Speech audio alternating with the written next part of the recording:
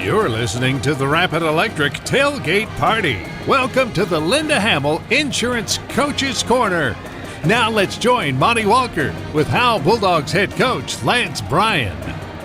All right, Coach, lots of eyes on your team last week against Tioga. It has to feel good to have a resounding win in that situation. You know, you always want to play well at home, and especially on homecoming because there's going to be a big crowd. And, you know, with the news channels coming for Game of the Week and Texas football being there, you know, we built it up as a big game to our kids because, you know, in my mind it was. There was a lot of eyes watching you. You want to make sure you perform. And so, you know, I was really happy the offense got clicking fast and, you know, the defense held them out. And so, you know, overall it was a good night. You know, when people think of how, they think about really the passing game.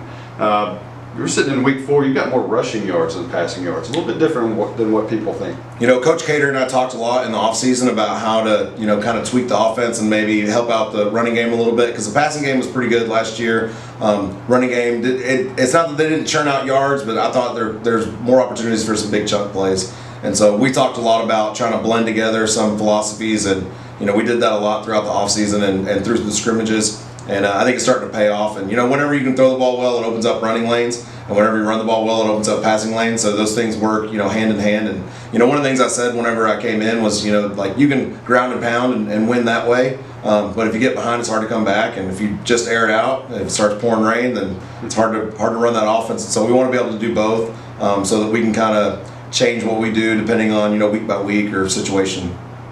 You know, there's a lot of superstars on this team, and everybody knows who they are. The Haleys and the Cooper Jones and the Ryan Huffs and the Carson Daniels and the Rattlers, and there's a bunch of them. But there's a lot of unsung heroes on this team, too, that may not get the recognition.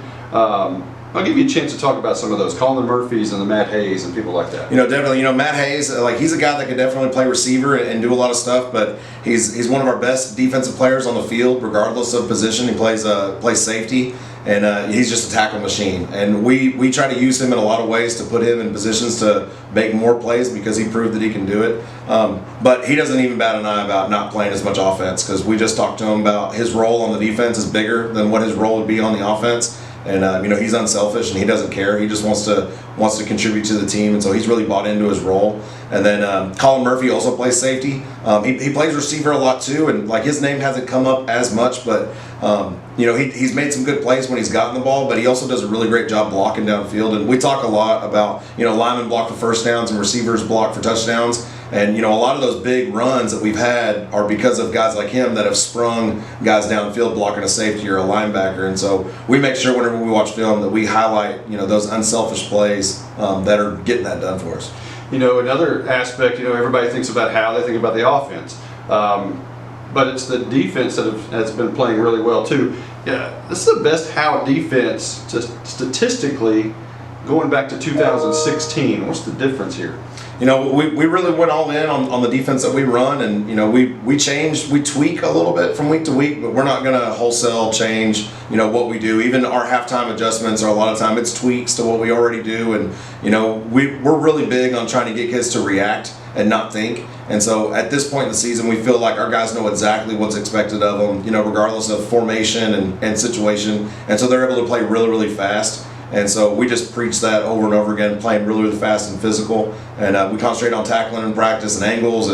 But at this point in the season, the defense is installed. There's not anything new that we're probably going to teach our kids. We're just going to get better at what we do, and I think the results are starting to show. You know, and a couple of your players had interviews after the game, and they're bringing up your core values, which I didn't even know anything about, but they're spouting off stuff that you're doing, so that you tell they're bought in. Yeah, they're you know, we have a set of core values, and there's 5 of them, and you know, they're ones that a lot of people have stuff that are similar to, but we really talk about those a lot. You know, they go by the days of the week, and we talk about those, and we reference them constantly throughout because we just believe that it's the attributes that are going to make up a winning football team or winning athletic program, and it's not just for football, it's for all athletics. And so we bring them up all the time, and our kids recite them. They all have them memorized. They do them whenever they're working out. We do core values where we're doing ab workouts, and you know, they recite them. And so we do a lot of stuff with those, and so we bring them up all the time. And so we talk about how that's where their meaning comes in, because you know, if they're just words on a wall, that doesn't mean anything. But if you can bring it up in like moments where this is where that core value like is coming to, you know, you have to show yourself right there and prove that you know what that core value is and that you can, you know, live it and not just talk about it.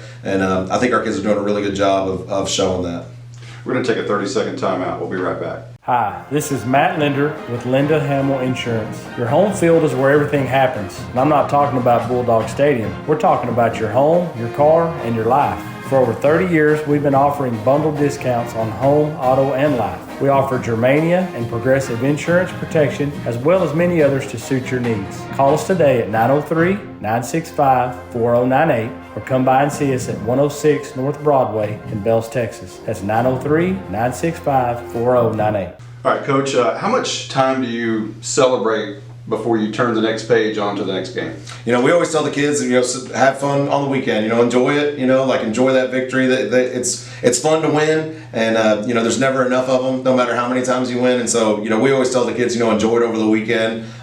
Coaching wise, we pretty much that night, and then we start moving on to the next opponent the next day. So it's a little different for us. But for the kids, we build it up pretty big that night. We celebrate as a group, and coaches, and we hug on them and tell the guys who played a good game, and then but then on Monday, whenever we come to practice, we have a team meeting and we review some stuff from the previous game, some good, some bad, and some stuff we need to correct. And when we leave that meeting, that game's over with, and we're not referencing that game anymore from that point forward. We're worried about the next game. And so about the weekend for the kids and about 12 hours for the coaches.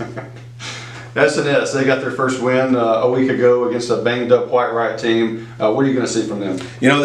Jeff Hill's done a really good job with that group, and I think they were searching for an identity a little bit early, and that happens a lot when you bring in somebody new. And so I'm not completely surprised that they were trying to find their way early, but I think they're settling in on what they really want to do, and he's done a great job of getting those kids in position, and they figured out a lot of things last week. And so I know their kids are going to be bought in and hungry to try to keep it rolling. They've got some good players that they've got several guys that can really go. They broke a 99-yard run. They broke an 85-yard run. They have a big back that can do a lot of damage. They've got a lot of linemen. They bring in extra linemen on some stuff. So not too different than what Tioga kind of did, bringing in an extra lineman as a blocker. That they do a lot of that too. And so a lot of the things that they do, we've seen some of it before. But obviously the SNS is going to have their own version of it. Last non-district game before the big matchup with Leonard. What are some things you'd like to clean up in this final match? Definitely penalties. That's been we've had a big point of emphasis on that, and we still are getting way too many of them, and penalties are one of those things where they're going to happen. And I'm not saying I agree with every single call, but if they get called, it counts. And so we've got to make sure that we don't put ourselves in a position to get called for so many. That's a big thing that we just have to clean up. And then just overall execution. That we're getting better at what we're doing on defense, and I feel like we're kind of locked in on offense, but it could always be better. Coaches are always going to find the things to fix, and we think that there's still plenty of stuff that we could do better. And so it's just getting better at what we do and cleaning up the penalties. Today's Coach's Corner has been brought to you by Linda Hamill Insurance. You're listening to the Rapid Electric Tailgate Party.